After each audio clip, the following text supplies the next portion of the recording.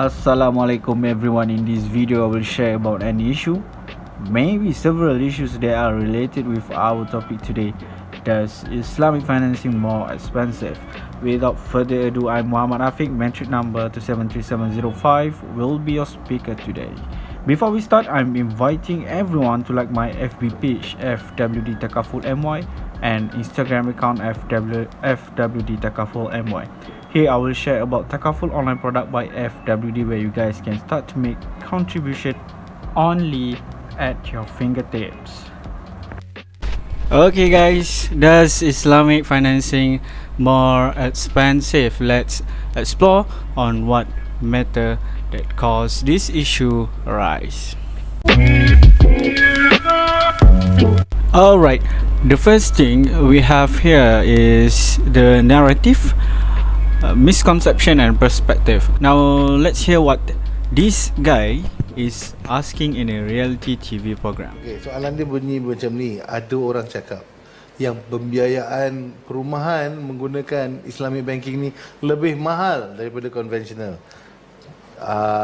Betulkah dan kenapa orang cakap macam tu? So guys, this perspective, I can tell you that this is a common perspective, especially among Malaysians, either Muslim or non-Muslims. Both are not clear on what is Islamic financing about. Another content that I would like to share here, a posting from the director of My Salam, where he stated that some say financing is more expensive than conventional, so they made a choice based on what is cheap, convenient and easy. But is that true? Here are the other one from PakD.net, owned by PakD, a licensed financial planner. PakD shared about his conversation with his client during a workshop. The client gave an opinion that Islamic financing is expensive based on his own experience. Last but not least, this one is directly mentioned about misconception towards Islamic financing. One of the misconception is once the customer agrees on a price in an akad, offer and acceptance of sale and its terms, there is no backing out of the selling price and other considerations. The misconception is that when the customer intend to sell off or pay off the financing in, let's say, year 8 of 35, the whole amount must be paid to the bank due to the concluded akad where it is actually contracted. For the second part of issue, I am going to share about a case, a law case regarding early settlement in Islamic financing in the year 2010. In this case, Bank Islam as plaintiff sued the defendant because he failed to repay BBA financing with full amount as stated in the contract. And the defendant Azhar Osman is actually making early settlement and not paying any unearned profit of the bank. As we know, there is no issue on early settlement in conventional banking. Plus, to highlight, even though making early settlement, BIMB claim for full payment from their client. During that time, the banks may give discount or rebate for early settlement. It is still an option for bank whether they want to give it or not. It is at discretion of the Islamic bank. The last issue related to our topic is the IBRA practice itself. Let's take a look on a response from a panel in a forum. Isu jual barang dengan harga ada diskaun tak dibenarkan oleh sebahagian ulama-ulama kita di Malaysia, mungkin ada, mungkin Timur Tengah juga, kerana mereka kata ini gharar. Jadi di Malaysia sejak hari pertama pembangkit Islam kita benarkan. Sebab ini kita anggap bukannya isu bai'atain fi bai'ah. Tapi di Timur Tengah, di setengah-setengah band juga sebahagian para ulama mengatakan ini tak boleh. The panel stated that IBRA practice are rejected by some Islamic scholars because they consider a IBRA transaction is fall under gharar. Why? Gharar is uncertainty. There is uncertainty of selling price when IBRA take into account. However, I will make us clear in next section the truth. In the truth section, I will reveal facts, current conditions and counters to all the issues before. First thing first, to know if something is true or not, you have to investigate it.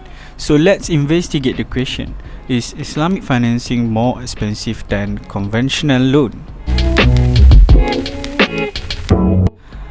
Conceptually, conventional loan is pretty straightforward. You ask the bank for money, the bank gives you money, and you pay the bank back with interest. Through interest, the bank makes money. How much interest do you have to pay? The interest rate is not fixed because it is based on base lending rate BLR, determined by Bank Negara Malaysia or BNM.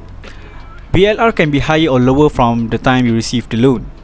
Essentially, you are gambling with how much you are paying at the end of the day, because you can't control or predict the BLR. If BLR goes down, then you are in luck. But if BLR goes up, then your luck runs out apparently.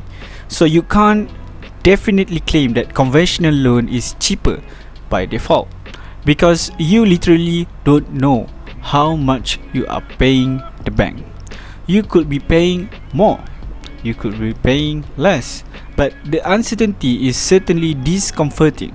Yes, Islamic finance institution can make money. Remember, it is a business and not a charity. But how do they make money from Islamic financing? First of all, it is important to note that Islamic financing is not a loan. Technically, you are not asking for money. Islamic financing is a business deal made between the Islamic finance institution and you, their client. Say you want to buy a house and you opted for Islamic financing. What the institution does is they buy the house and then sell it to you for a higher price. Why higher price? Because it is a business deal, a typical buy and sell situation. The difference between the price the institution paid to buy the house and the price the institution sells the house to you is the profit margin. That is how an Islamic finance institution makes money from profit. Let's do some math, because numbers never lie. 1. Let's compare the penalty charge. Conventional banking practice compounding charge. The higher the penalty, the higher you pay. Unlike Islamic financing, no compounding penalty charge, as it is a riba transaction. The penalty are only charged upon principal amount directly. 2. Let's compare how much do you need to pay for same amount of financing and term with different profit method practice. Let's say you want to buy a house that costs you 10,000 ringgit. You apply for loan or financing for 5 years term. Current effective BLR 5.5%, you will pay 191.01 ringgit monthly for both conventional and Islamic. It's the same. However, in different situations, when effective BLR is at 12%, you will pay conventional for 221 ringgit per month, while for Islamic financing, you only pay 216.18 ringgit. This is because Islamic financing implement ceiling rate, unlike conventional, which using floating rate with no control. Despite of inconsistency of IBRAC practice in Malaysia, the law case of BIMB and Azhar Osman gives a strong stand on law practice in early settlement issue. In this case, High Court ordered BIMB to give discount or rebate for early settlement. This consistent with the requirement of Section 266 National Land Code. Right after the case settled in 2011, BNM published a policy guideline for IFIs regarding IBRAC practice. The SAC resolution in 2010 come out with this. IFIs in the policy document stated that IFIs are required to grant IBRAC to all customers who settle their financing before the end of the financing tenure. IFIs are required to include a clause about providing IBRAC in the contract, and IFIs are not allowed to charge customers who make early settlement unless the charge represent the cost incurred by the IFIs due to early settlement by the customer. For the last section in the truth is IBRAC practice are legal and comply to Sharia. the International Sharia Research Academy for Islamic Finance, or ISRA, stated that Islam has a comprehensive provision to provide maslahah or benefit for its ummah under any circumstance. IBRA serves as a significant mechanism to resolve disputes arising from Islamic financial products and services. Also, implementation of IBRA make Islamic financial products and services competitive with that of conventional. As a conclusion for our topic today, it is untrue that Islamic financing is more expensive based on our observations. Also, the law case ended with positive outcomes where discount must be given for early settlement in Islamic financing. And lastly, the overview on IBRA practice in Islam shows that IBRA must not be seen as gharar, but a way providing maslahah for the people. If you guys get something here, please share to prevent this perception from continuing to exist. I am Muhammad Afiq. Thank you for watching.